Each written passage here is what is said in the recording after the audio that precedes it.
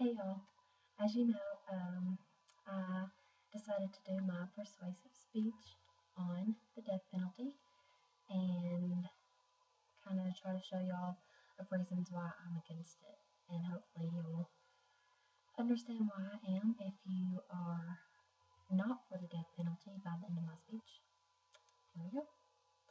More and more states are adopting the death penalty. As of April 1st, 2008, the death penalty was authorized by 37 states, the federal government, and the U.S. military. Two-thirds of Americans support capital punishment. Death penalty laws can be traced back as far as the 18th century BC, when the code of King Hammurabi of Babylon established death as a penalty for 25 different crimes. I believe capital punishment is appropriate because it provides a strong deterrence towards future crime, it protects the rights of victims, and because everyone benefits from it. My first reason for supporting capital punishment is that it is less expensive than life without parole. Abolitionists, I don't know if I pronounced that right, but they claim that it's more expensive, but the annual cost of incarceration is $40,000 to $50,000 a year for each prisoner or more, and life without parole prisoners spend on average 30 or 40 years in prison. The upfront cost of the death penalty are a lot higher than equivalent life without parole cases, but JFA, Justice for All, a criminal justice reform organization, says that life without parole costs over time are from 1.2 to 3.6 million more dollars expensive than death penalty cases.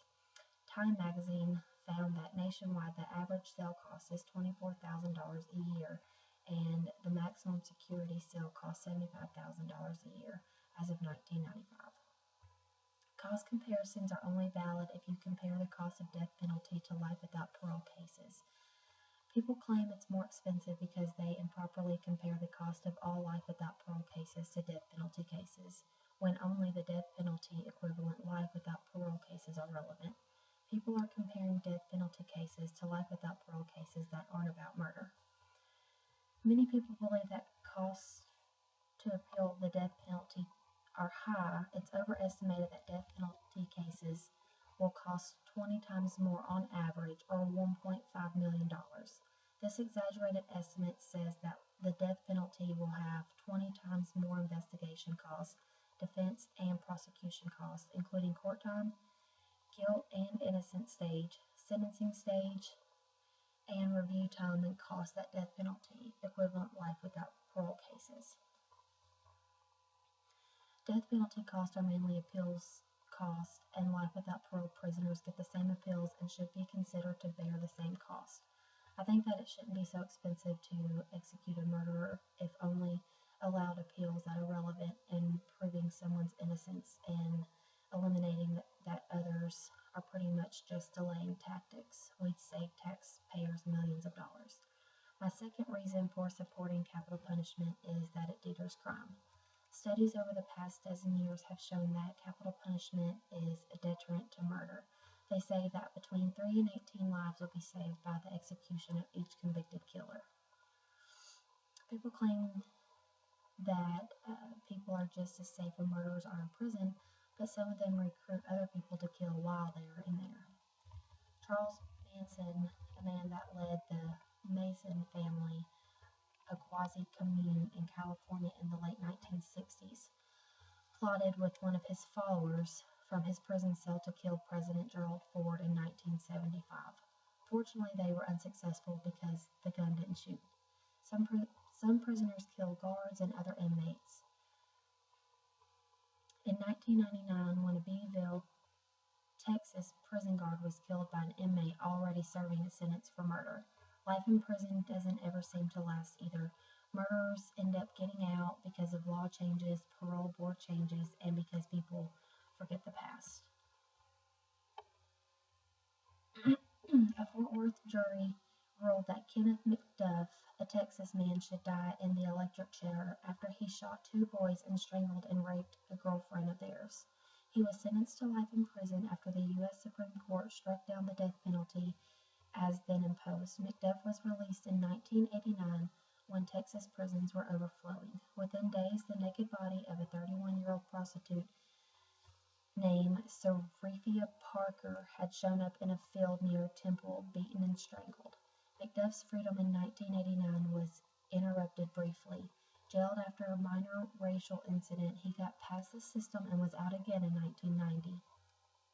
He enrolled at Texas State Technical College in Waco in early 1991.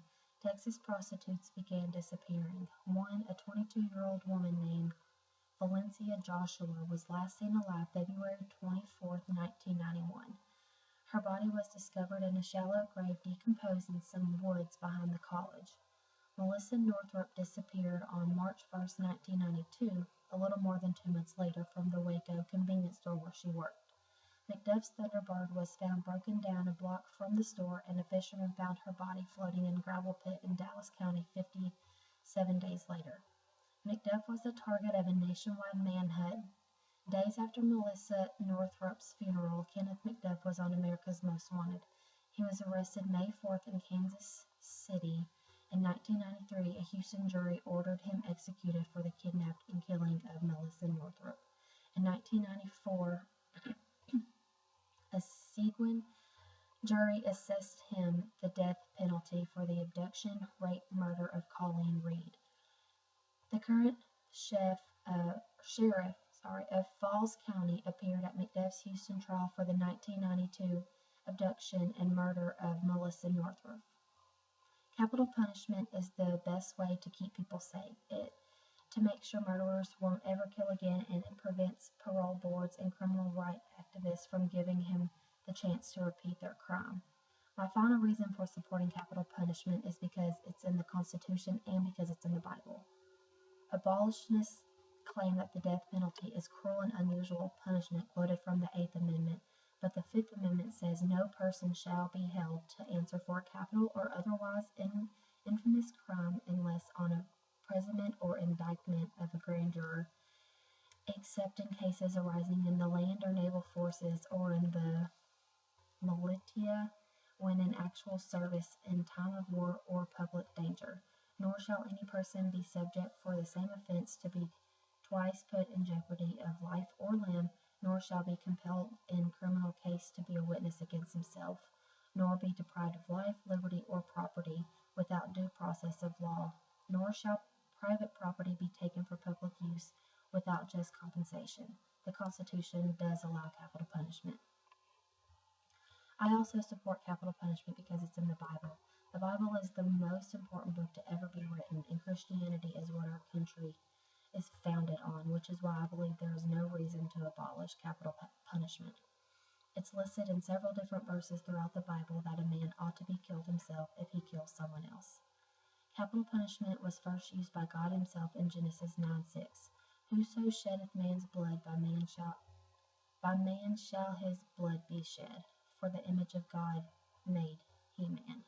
And Exodus 21:12 says, He that smitheth a man so that he die shall be surely put to death. We did not invent capital punishment, so we have no right to abandon it.